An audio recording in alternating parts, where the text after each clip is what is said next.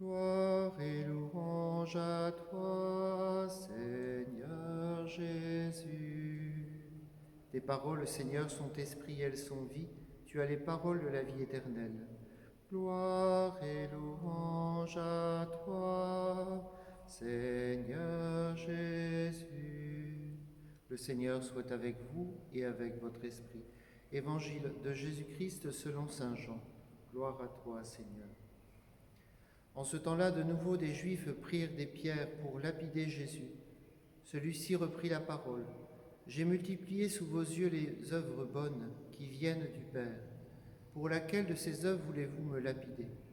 Ils lui répondirent, « Ce n'est pas pour une œuvre bonne que nous voulons te lapider, mais c'est pour un blasphème. Tu n'es qu'un homme et tu te fais Dieu. » Jésus leur répliqua, « N'est-il pas écrit dans votre loi, j'ai dit, vous êtes des dieux ?» Elle les appelle donc des dieux, ceux à qui la parole de Dieu s'adressait, et l'écriture ne peut être abolie. Or, celui que le Père a consacré et envoyé dans le monde, vous lui dites, tu blasphèmes, parce que j'ai dit, je suis le Fils de Dieu. Si je ne fais pas les œuvres de mon Père, continuez à ne pas me croire. Mais si je les fais, même si vous ne croyez pas, croyez les œuvres.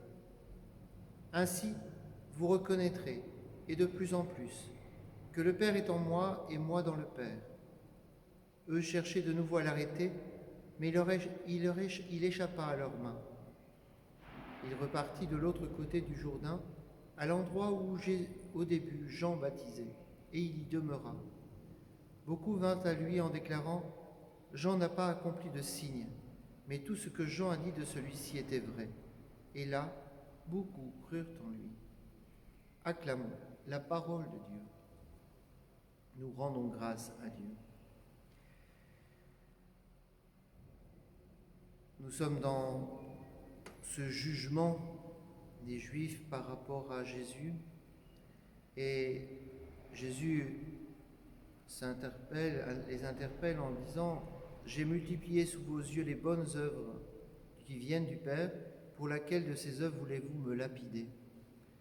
Et dans ce ministère et cette vie de Jésus qu'il accomplit pour ses disciples, il y a cette dimension d'accomplir les œuvres du Père.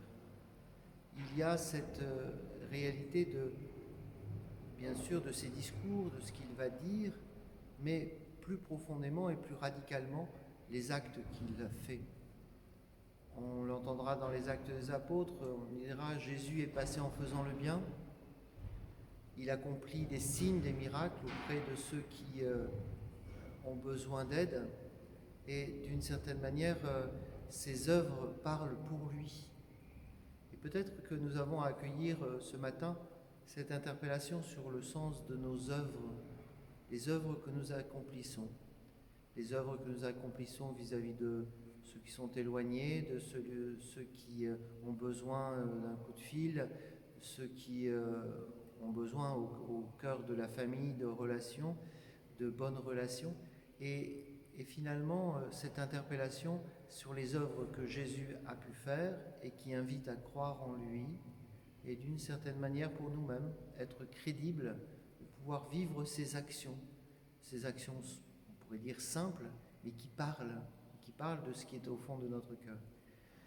On expérimente souvent cette distance entre ce que, et moi le premier, entre ce que je dis et ce que je fais. Puissions-nous demander cette grâce, particulièrement autour de la Semaine Sainte, d'agir très concrètement, à la manière de Jésus, d'agir pour que nos œuvres parlent de nous-mêmes.